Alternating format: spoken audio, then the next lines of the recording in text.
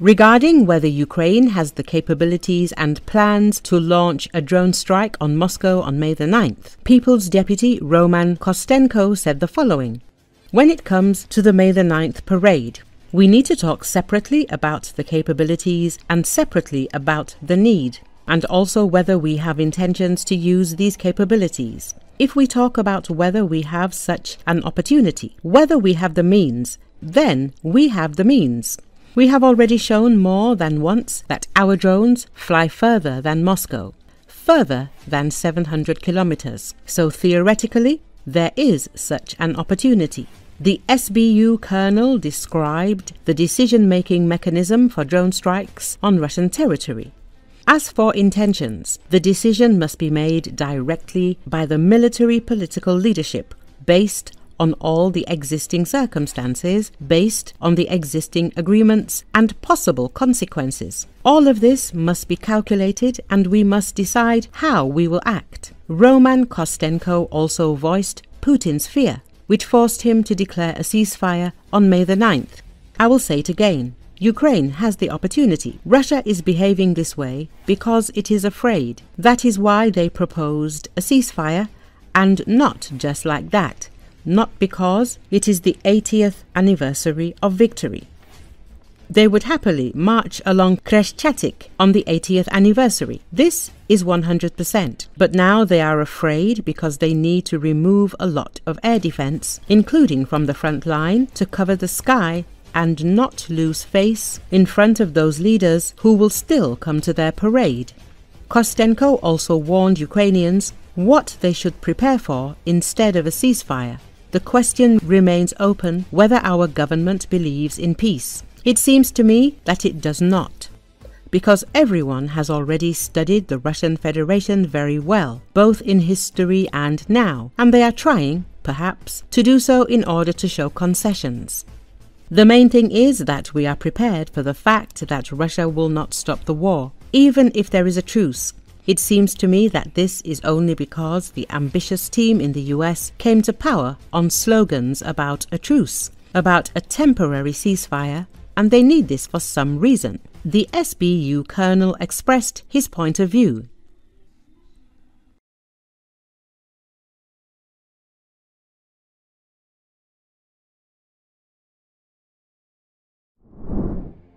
Kyiv residents and family members of missing Ukrainian soldiers reacted to the US and Ukraine mineral deal with mixed feelings on Thursday. After months of tense negotiations, the US and Ukraine signed a deal that is expected to give Washington access to the country's critical minerals and other natural resources, an agreement Kyiv hopes will secure long-term support for its defense against Russia. But few details have been shared about what the deal will entail. Diana Abramova joined hundreds of others at a protest for the families of missing Ukrainian soldiers on Kyiv's Independence Square. Her father Valentin Stroivans went missing last year fighting in Toretsk in the Donetsk region. She told the Associated Press she hopes that the world will unite to help to end the war and bring back their loved ones. "Any news is hard to take, whether it's about negotiations or something else. I still believe and hope that any action will yield some result that will lead our Ukraine to victory. Only to victory," she said. Despite not knowing the details of the deal, 74-year-old university lecturer Natalia Vysotska expressed optimism, saying, "If it was signed, then our experts must have compared the pros and cons. I hope it will be beneficial." But others felt more depleted. For 37-year-old Irina Vasilevska, the deal served as another reminder that our land is just a bargaining chip for the rest of the world and that we do not have our own full protection. "My vision is that instead of strengthening ourselves, we continue to give it all away," she said. "I feel terrible about the fact that our human resources in war are considered as meat. I am sure that there are other possible agreements, except those that will make us poor in all areas." According to Ukrainian officials, the version of the deal signed Wednesday is far more beneficial to Ukraine than previous iterations, which they said reduced Kyiv to a junior partner and gave Washington unprecedented rights to the country's resources. 54-ї бригади 46-го батальйону. 4-та бригада опинилася серед перших, хто відчув на собі сил, не здавали позицій. Їх героїзм стримував росіян на найгарячішому. Момент для них є можливістю повернути додому, до своїх гарантій повернення та життя наших захисників та захисниць. Тож не мовчіть.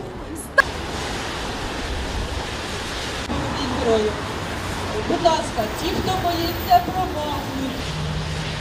Чесно кажучи, я, як і кожна українка, вірю тільки в краще. Новини будь-які важко сприймати, перемовини, що будь-що, але все рівно вірю, надіюся, що все-таки будь-яка дія дасть якийсь результат, який доведе нашу Україну до перемоги, тільки до перемоги. Виходить до наших сердець і дай Бог, щоб нас почула наш план. Дуже хочу, щоб весь світ, який бачить, скільки помирає наших захисників, цивільних, щоб всі небайдужі люди у всьому світі звернули увагу на Україну, на безвісті зниклих, на полонених, підтримували, допомагали будь-чим, в кого є яка можливість. Будь-яка допомога важлива. Добрий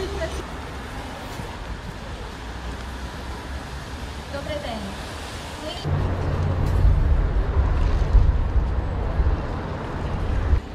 Я думаю, що така угода з одного боку вона потрібна Україні, бо треба буде відновлюватися після війни.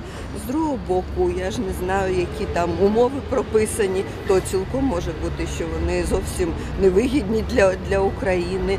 Ну, але, мабуть, якщо її підписали, то наші фахівці все ж таки якось порівняли плюси і мінуси. Я сподіваюся, що це буде на користь. Фамілія, ім'я, що ми підписали просто.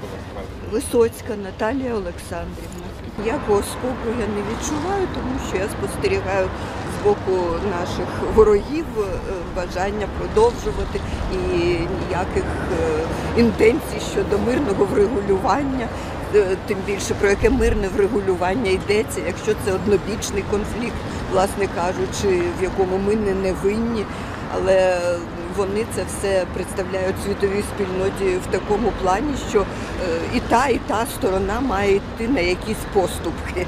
Це абсолютно суперечить міжнародному праву, але я розумію, що, мабуть, доведеться, але залежить також від того, якого масштабу можуть бути ці поступки.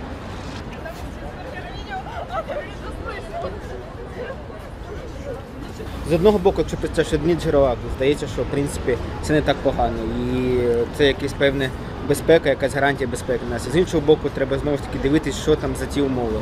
Певне, що ми їх не знаємо, і не факт, що ми колись дізнаємось повний цей текст документу. Якщо будемо бачити, зможемо дійсно якісь дати коментарі, щось розуміти головне.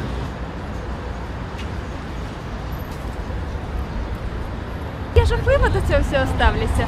Я жахливо ставлюся до того, що наші людські ресурси на війні просто так м'ясо, за те, що наша земля це просто розмінна монета в цьому світі, за те, що ми не маємо свого захисту, а ми полагаємося на когось. Ну, тобто, моє бачення те, що замість того, щоб укріплювати себе, ми далі починаємо все це роздавати, і мені боляче за нашу землю і за наших людей.